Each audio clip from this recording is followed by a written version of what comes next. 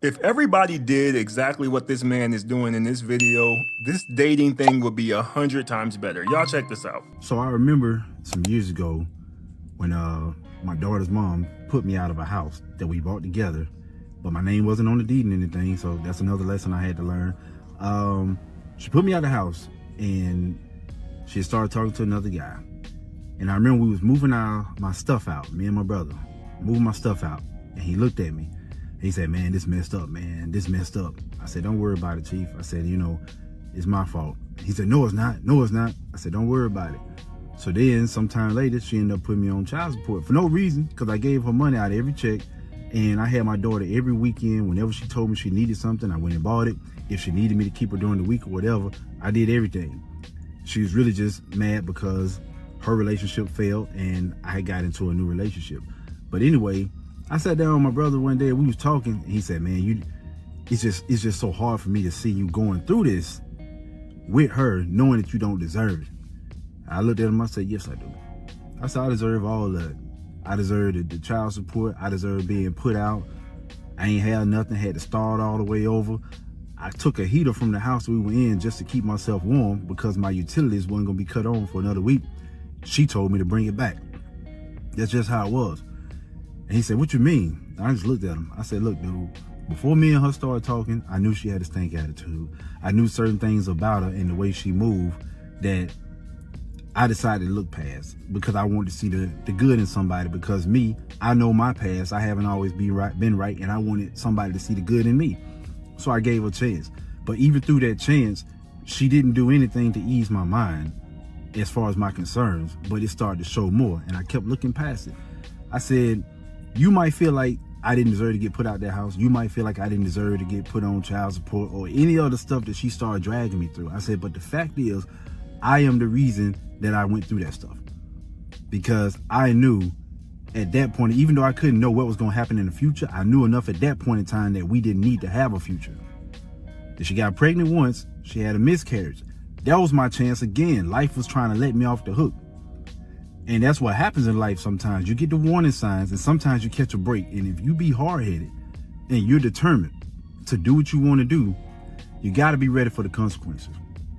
So I didn't sit back feeling sorry for myself and saying, "Oh, I don't deserve this, I don't deserve that." I had to be a man. I had to say, "You know what? That's my fault. I got to learn. I got to move better. I got to do better."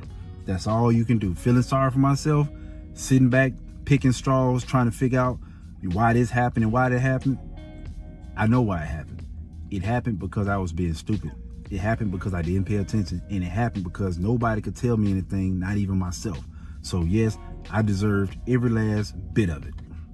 If I can like this video 417 times, I would, because this is exactly how you should handle a situation. I've done this. I know other people who have done this. So many people don't want to acknowledge that they made a mistake. They picked the wrong person. They should have never put themselves in that situation. They'll blame everything and everyone but themselves. Now, I'm always on here talking about how women hate accountability, so this definitely applies to women. But there are some men out there who do it too. Own your stuff. If you jumped into a relationship with somebody you knew had issues, it is your fault. If you had a child with a man, or if you had a child with a woman who already was giving you problems before you got her pregnant, that's your fault. You are in full control of your life, and sitting up there blaming other people isn't going to fix the issue. It is so confusing to me when it comes to women, because this happens way more with women. Why is it so hard to just say, "I shouldn't have had a baby with that guy," or "I shouldn't have dated this man"? Why is that so hard for them? I think it has a lot to do with them just not wanting to be wrong. It's easy for me to be accountable. If something goes wrong in my life, I always look in the mirror and blame myself because I am in control of my life. So I don't understand why it's so hard. It makes me a better person because I can look at that mistake, learn from it, and get better. It really does benefit you when you can just be accountable for your mistakes so you don't keep making those mistakes. If you just blow it off to "it was the guy's fault, he tricked me," then you're just gonna get tricked again because you're not taking accountability for it. Another thing I want to discuss is how he said his friend tried to tell him it wasn't his fault. See, this happens a lot with women. We know this. Women love telling each other that they didn't do anything wrong. But there are men out there who will pump their friend head up and tell him he ain't did nothing wrong. Fellas, if you got a homeboy like that, you do the same thing, because those people are not being honest. They're trying to make you feel better. And for me, if there's any homeboys or any of my friends, be honest with me. I don't need you to make me feel better. What I need from you is honesty, because that's how I'm going to get better, fix the problem, or whatever I got to do. I can do it because I'm getting the information. I just think this is a really good video. This is accountability 101. This is how it should look. I don't care what your friends are saying, your parents are saying, your family members are saying. You need to be accountable.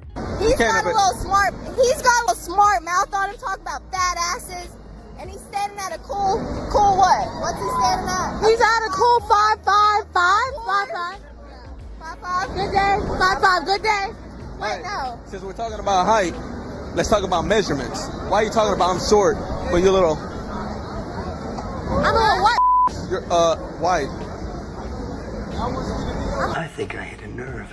You're fat. Like, what do you mean? What? No. You're 5'5".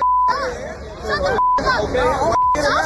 I'll show you. Like, I really Show me want what? to. Show me what? Hey, calm down. Bro, come here, look. She's getting mad because I said she's wide, but she's gonna make fun of my height. Hey, yo, we gotta come together as one, okay? Hey, is that fair though? Hey, calm down. Chad, it's not fair. They're talking about, look, girls like to talk about measurements, right? And I was like, okay, cool. You're making fun of my height. But since we're talking about measurements, let's talk about the width. And I said, you're a little wide. Oh, yeah.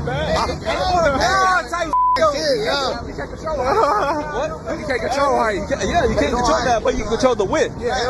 You see, this right here shows just how hypocritical so many of these women are. This was a perfect example of dishing it out, but you cannot take it. They had no problem talking about his height, no problem trying to make him feel bad about something he has no control over, but soon as he even mentioned something about her body, he didn't even call her fat. He just said her waist was a little wide, and she lost it. You can tell that is something that she is very insecure about. And the fact that she was trying to put her hands on him really lets me know what kind of woman that is, because you shouldn't be out here putting your hand on a stranger, because if that dude would have hauled back and hit that girl, all hell would have broke loose. But it really just drives me crazy how so many women believe they can say whatever they want, do whatever they want, and men just have to take it.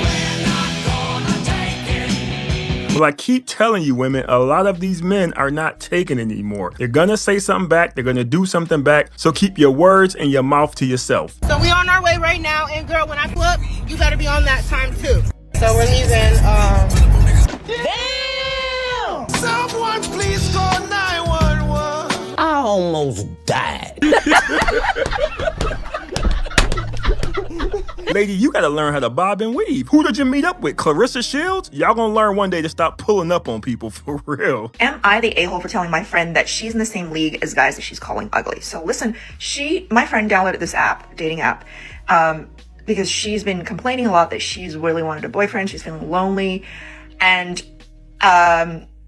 she is a moderately attractive woman, I would say, like pretty average. If she's calling her average, she's probably a 3. But anyway, so since then, since she downloaded the app, she's been complaining to me that almost all the men are ugly or short, and she doesn't match with anybody on there. So I asked to see the people that she's calling ugly, and she showed me her likes. And it mostly showed people that were actually perfectly in her league, I thought, as in like moderately attractive guys. So I told her that these guys were in her league, so she should give them a chance. And since she's like complaining about not being in a relationship, right? So she denies to me that she's in the same league as them and said that she's much more attractive than them. I pointed out that in her own words, she's not matching with any of the guys that she's finding attractive. So she's not in their league. But then she said that I was being a... So, am I? hell no.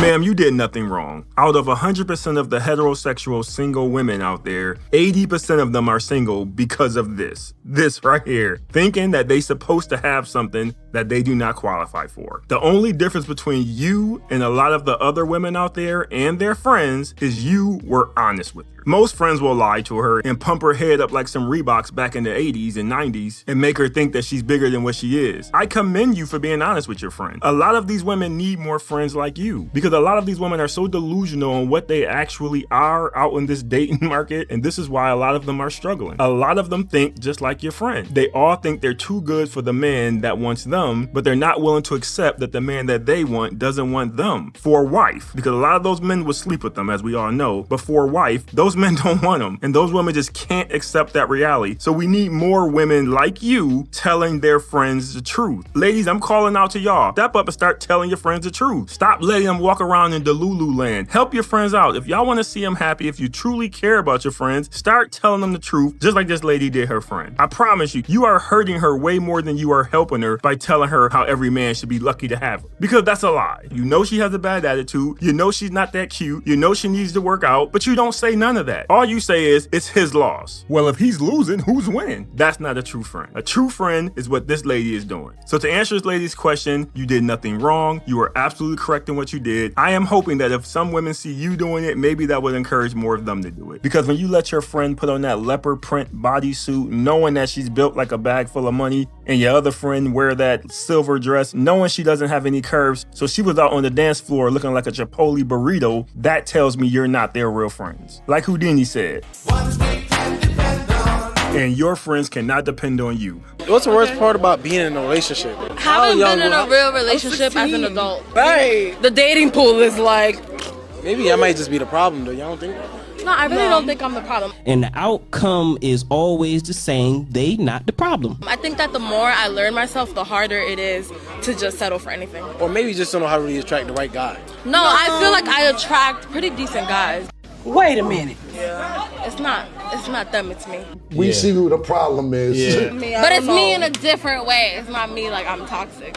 It's me like I want more. Like what? I want more out of life than what you're doing. There were so many contradictions in that 40-second clip, I had to write them down. The first contradiction, he asked, what's wrong with the dating pool? She said the dating pool basically has pee in it. Then later in the conversation, she said, I meet decent guys all the time. So is there pee in the pool or not? Number two, she said, I'm not the problem. Then later on in the conversation, she said, I am the problem. But I'm not a toxic problem. I just want more. You said you met decent guys, but you want more. So you're the problem. If that means you're too picky, or you don't know how to pick men, or you just think you're a princess and you're waiting to meet the prince, or you just flat out delusional, you are the problem. Number three, you said you meet decent guys all the time, but at the end of the conversation, you said all you get from guys is, what are you doing? Now, what I'm taking from that is, you meet the decent guys, blow them off, you talk to the guys you want, but they're not really that into you, so they give you the bare minimum through text. So you meet the decent guys, you ignore them and talk to the other guys, then you get mad at the results you get from the other guys. So the fact of the matter is, you are the P in the dating pool. It's you, ma'am. It's nobody else. Don't look around. It's you. You are the P in the dating pool. This is why I say a lot of these women just talk without understanding what they're actually saying. All you have to do is just listen to them. They always telling themselves. They can't help it. Just like she did. She says she hasn't had a serious boyfriend as an adult. And after listening to her talk for 40 seconds, I understand why. Leave your thoughts on the video. Appreciate you watching. See you next time.